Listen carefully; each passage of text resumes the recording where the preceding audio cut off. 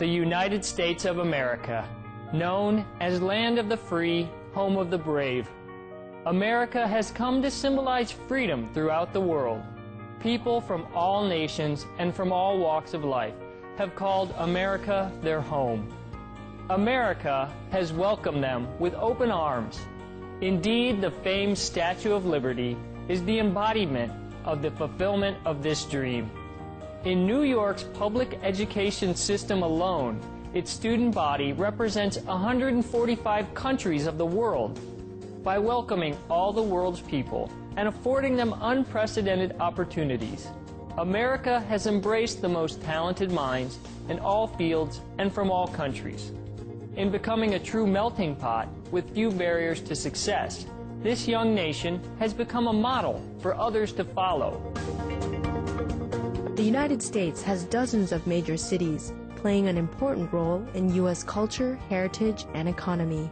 In 2004, 251 incorporated places had populations of at least 100,000, and 9 had populations greater than 1 million, including 5 important global cities: New York City, Los Angeles, Chicago, Houston, and Philadelphia.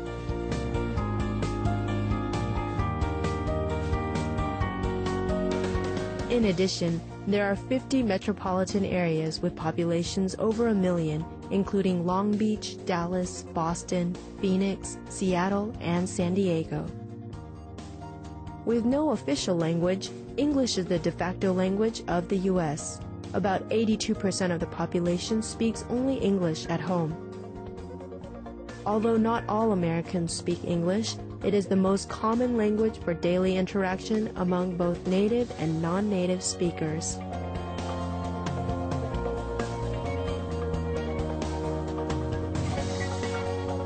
Opportunities in this country are only limited by our imagination and our ability. Indeed, 2 of the richest men in the world, Bill Gates and Warren Buffett, hail from America, and both started their companies from the ground up. But despite its success as one of the world's superpowers, the United States is also a very spiritual country, allowing freedom of worship to its citizens. Indeed, religion has traditionally played a large role in American society. Many of the original European colonists came to America for religious reasons. Religion still has a major influence on American politics and culture. As a liberal country that respects its citizens' right to worship, America has a deep affinity with Supreme Master Ching Hai. She first visited America in the late 1980s in response to the earnest and sincere invitation of spiritual aspirants. Since then, Supreme Master Ching Hai has accepted many invitations from around the country to share her wisdom and knowledge on spirituality. Over the years, with her boundless love and compassion, Supreme Master Ching Hai has also provided humanitarian assistance to many parts of the country. For example, in 1993, many parts of the Midwest of the U.S. were flooded as a result of heavy rainfall. Supreme Master Ching Hai's heart went out to these victims, and thus she immediately sent relief teams to this region to provide financial and material assistance.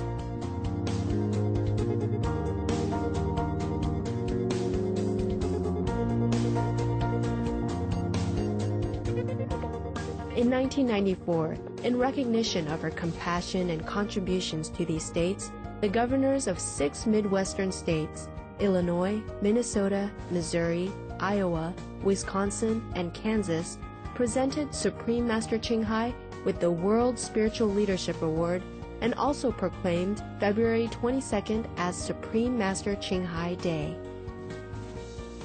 On December 27, 1997, at the benefit concert organized by Supreme Master Ching Hai International Association, A Journey Through Aesthetic Realms, Supreme Master Ching Hai generously contributed $100,000 each to the Vietnam Children's Fund and the U.S. Department of Veterans Affairs.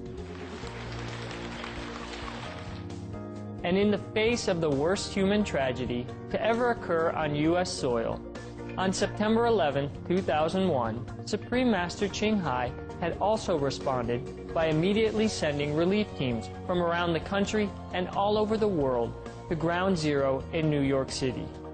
Supreme Master Ching Hai's financial contributions amounted to over 300,000 US dollars to organizations aiding the victims. Contributions were given to the Virginia chapter of the American Red Cross, National Red Cross in Washington, D.C., National Salvation Army, Crisis Link, an organization to help the families of the Pentagon victims, and the Virginia Hospital Center, where many of the injured victims from the Pentagon were treated. In New York, Supreme Master Ching Hai's contributions were directed to the Salvation Army, the American Red Cross, and the Firefighters Memorial Fund. Additional contributions from Supreme Master Ching Hai were allocated for relief supplies. Our association members on site at Ground Zero provided supplies, medicine, and daily nourishment of delicious vegetarian food and hot coffee to relief workers.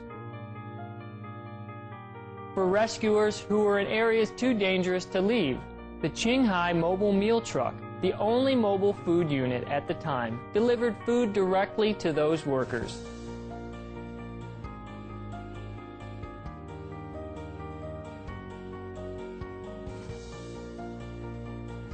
As an embodiment of true love, Supreme Master Ching Hai continues to this day to extend her loving compassion to all parts of the U.S., from Virginia, Ohio, Kentucky, Alabama, to California, Florida, Texas, Hawaii, and other states. From the elderly to the homeless, the orphaned and the impoverished, the victims of natural disasters, all are recipients of Supreme Master Ching Hai's love. Everywhere she goes, Supreme Master Ching Hai leaves an indelible impression on the hearts of all those who met her or received her unconditional assistance. For many, Supreme Master Ching Hai's words of wisdom act like a loving balm that soothes their aching soul as they yearn to return to God's embrace. We now invite you to listen to the following lecture given by Supreme Master Ching Hai at the United Nations in New York, USA on June 26, 1992, entitled The Mystery of the World Beyond.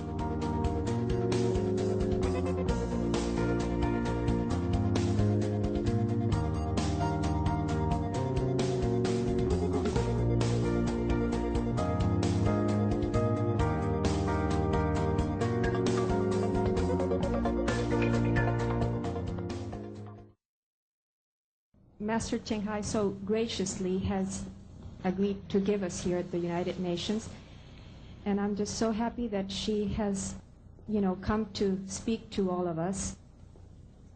So welcome to the United Nations. And please pray together for a while in your own belief that we are grateful for what we have, what we are given, and we hope that those who have not enough will be given the way we are given. The world's refugees, the war's victims, the soldiers, the government leaders, and of course the United Nations leaders will be able to accomplish what they want and live together in peace.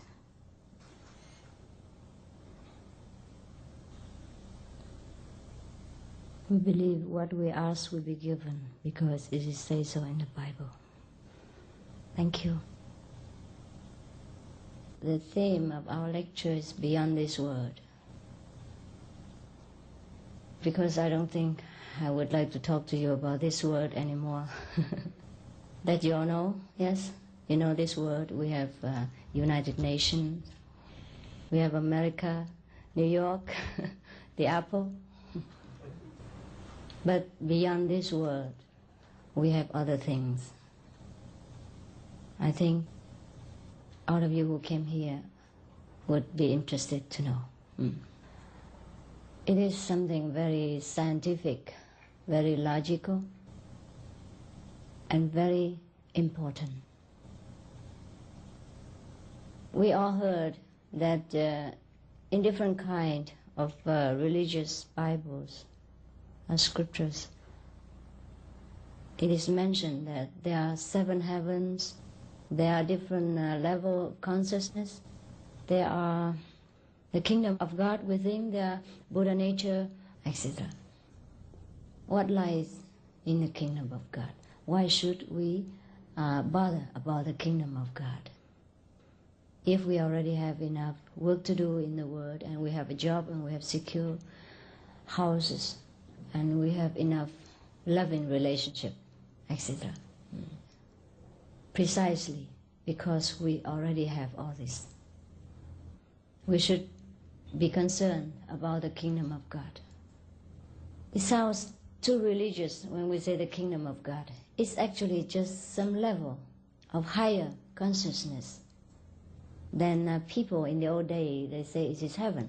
But in a scientific term, we can say it is a higher level of knowledge, a higher level of wisdom. And this we can have access to, should we know how. So lately in America, we have all heard of the late invention. People even have a machine to put you into samadhi. They say that this kind of machine can put you into a relaxing state. Then you would achieve the high level of IQ that's supposed to give you high knowledge, high wisdom, and then you feel great, etc. Even these artificial things could put us into a relaxed mood and increase our IQ. Then, could you imagine how much the real things can help us in our wisdom? The real things is beyond this world, but it's accessible to every man, should we want to contact with it. This is the inner heavenly music and the inner heavenly sound, and depends on the intensity of this music, of the inner light or inner music, we can push ourselves beyond this world, go into a deeper level of understanding. I guess it's just like the law of physics, when you want to send some rocket into beyond the gravity, you have to have a lot of pushing power behind that. And also when it flies very fast, it also emanates some light. And also we can hear the sound. The sound is the kind of vibration, power that push us into the higher level. But it does that without any noise, without much trouble and no cost and no discomfort to the experienced. That is the way to go into the beyond. And what is beyond this world that is better than our world? Everything that we can imagine and cannot imagine. Once we experience this, then we know. No one else could tell us really, but we have to be persistent in that, and we have to truly be sincere. Otherwise, no one else can do it for us. The same like no one else can replace you to work at the UN's office, and you get paid for that. The same as no one else could help us to eat, and then we get satisfied. Therefore, the way is to be experienced. We could listen to someone who has experience to tell us, but we cannot gain much experience from that. We may do for one time, for a couple of times, or some days, due to the power of that person who experienced God. Then we might see some light or hear some sounds very naturally without our effort. But in most cases, it doesn't last very long. So we have to also experience it and do it ourselves. Beyond our world, there are many different worlds.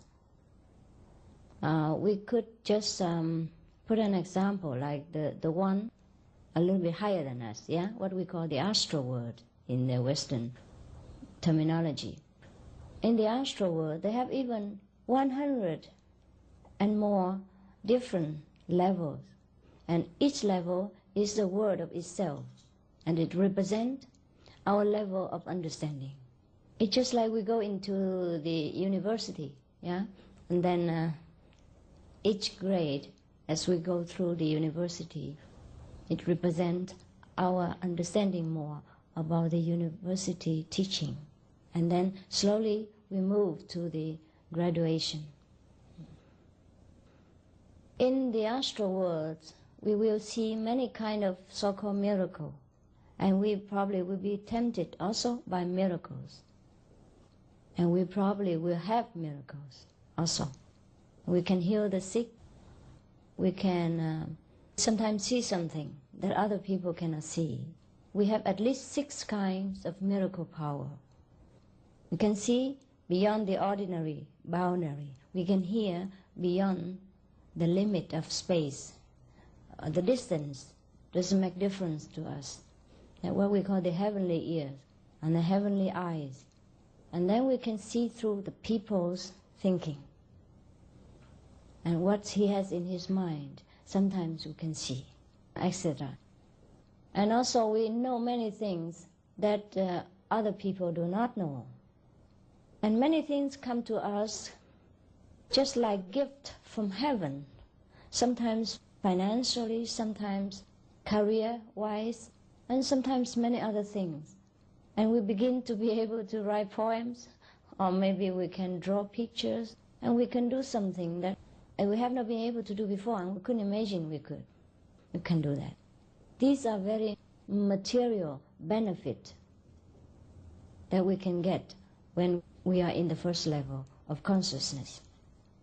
These things are inherent inside us, and only because we have awakened them, they become alive, and then we can make use of them. Now when we go to the higher level, for example, then we see many other things and we achieve many other things. Of course, I cannot tell you everything because time, for example, yeah. Also, it's not necessary to listen to all the beautiful things about cakes and candies and never eat it. Now, if we go a little bit beyond this level to the second level, what we call second, just for the sake of a simplified matter. The second level, then we will probably have a lot more abilities than the first one, including the miracles. But the most striking achievement we can have in the second level is the eloquence and the ability to debate. And no one seems to be able to conquer the person who has achieved the second level because he has tremendous power of eloquence. And his intellect is at the peak of his power.